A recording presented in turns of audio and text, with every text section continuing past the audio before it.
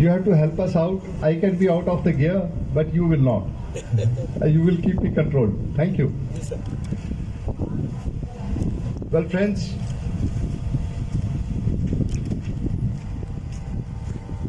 with the permission, sir, Captain. Please go ahead. आज हम मोहाली में पंजाब में एक्स सर्विसमैन इकट्ठे हुए हैं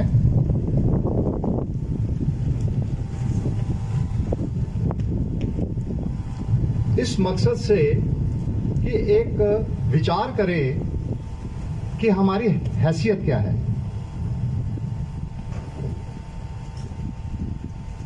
हम अपने आप को एक्स सर्विसमैन कहलवाते हैं, लेकिन पूरे एक इस देश में कॉन्स्टिट्यूशनली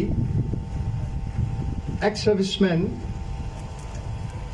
एक क्या चीज है और किस प्रकार से हम लोगों को अपने जो सिस्टम है इसके अंदर अपनी आवाज रखनी है।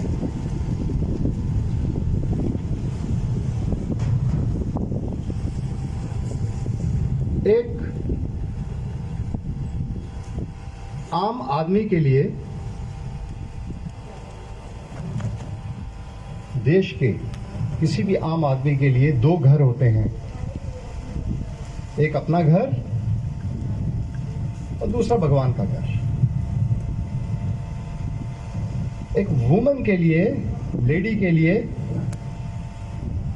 तीन घर होते हैं, एक अपना घर, एक ससुराल का घर और तीसरा भगवान का घर। एक फौजी के लिए एक ऐसी चीज है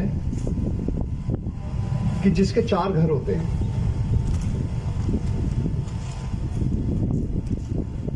एक अपना घर,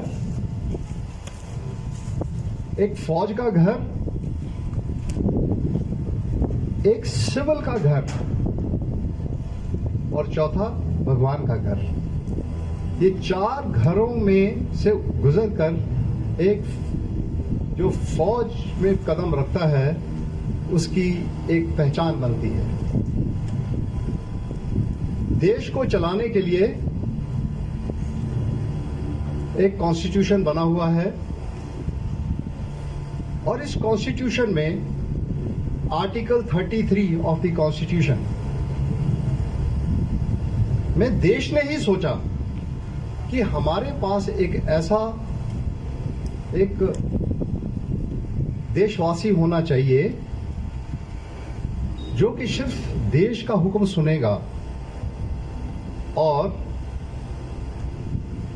देश के अंदर कुछ भी हो रहा हो वो ऐसी कसम खा के काम करेगा कि एक इंसानियत तौर पे, एक इंसानी रूप पे एक इंसान ने जैसे आगे जिंदगी काटनी है उसका भी वो हकदार नहीं होगा।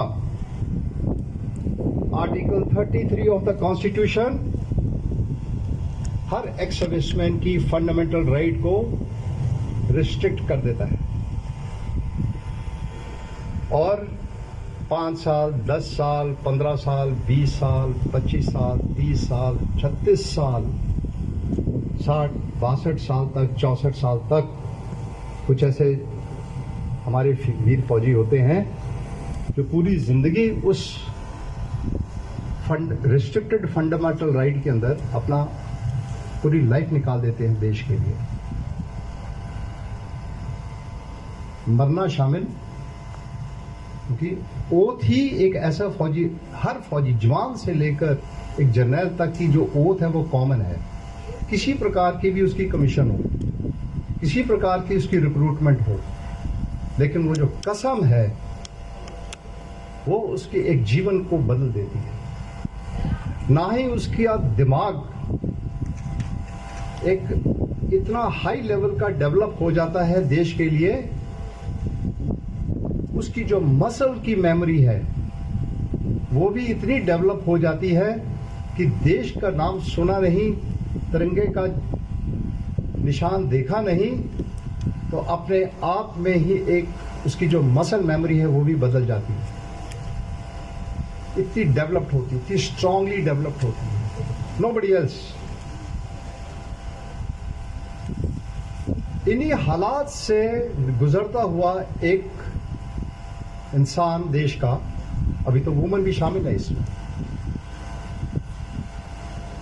एक एक्स सर्विसमैन का रूप लेता है और सिविल्स के घर में आके रहता है, और इस सिविल घर के अंदर आकर कोशिश करता है पहले तो अपनी पहचान बनाने की। ये सिविल है क्या?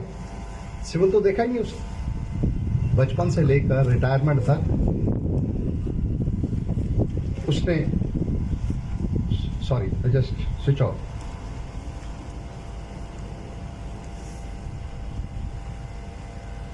तो उसने सिविल तो देखा नहीं, सिविल को भी पहचानने की कोशिश कर रहा है और अपने आप को भी ढालने की कोशिश कर रहा है।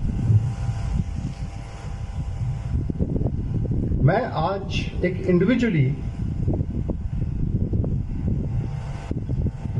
20 साल आर्म फोर्सेस में रहकर और 20 से 21 साल सिविल पे रहकर सिविल को, अभी एनवायरनमेंट को समझने की कोशिश कर रहा हूं कि किस हद तक हम देश के तगड़े रखवाले थे, किस हद तक हमारे सिविल घर के अंदर हमारी इज्जत और हमारी ऑनर को देखा जा रहा है, और किस हद तक अपनी उम्र के साथ मैं ये महसूस कर रहा हूं कि ये 60-65 उम्र में आकर कुछ ऐसी कमियां हैं इस देश के लिए जिसके लिए हम मर मिटने के लिए तैयार थे, कि आज हमें खुद एक कंफ्यूजन हुआ पड़ा है हमारे। मैं अपनी बात बोलूंगा क्योंकि everybody may be more visor than me. एक ऐसा कंफ्यूजन है कि क्या हम ये देश के लिए जो जी जान से अपना एक जिंदगी निकाल के आते हैं, कि क्या ये सिविल हम लोग को वो इज्जत दे रहा है जो हम एक विचार रखते हैं देश के लिए। यही एक पॉइंट है आज की एक्स सर्विसमैन मीटिंग का एक विचार करने। ऐसा एक अभियान चला कि पूरे देश की एक राजधानी को चारों तरफ से घेर कर रख दिया, रोक दिया, और मेरे ख्याल में शायद ही कोई ऐसा फौजी या एक्स सर्विसमैन होगा जो इसके अंदर सक इन नहीं हुआ। हमारे परिवार, हमारे बच्चे इस एक प्रोटेस्ट के अंदर जैसी भी थी वो प्रोटेस्ट के अंदर शामिल हो गए, उसमें मैं भी शामिल।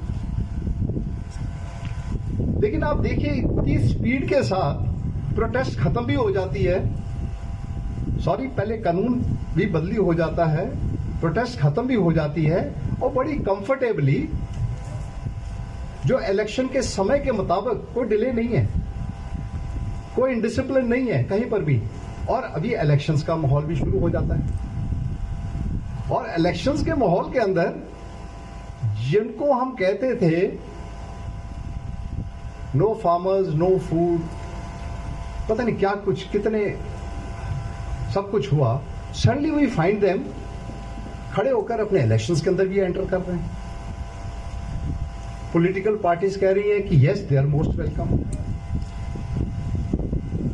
Now as an ex serviceman हम कंफ्यूज्ड हैं कि देश के अंदर इतने प्रोटेस्ट चल रहे हैं, पूरा सड़कें रोक ली हैं, सिस्टम्स रोक लिए हैं, और सडनली एकदम से माहौल चेंज हो जाता है, और अभी इलेक्शंस के लिए सब तैयार हैं, सब एक जैसे हैं।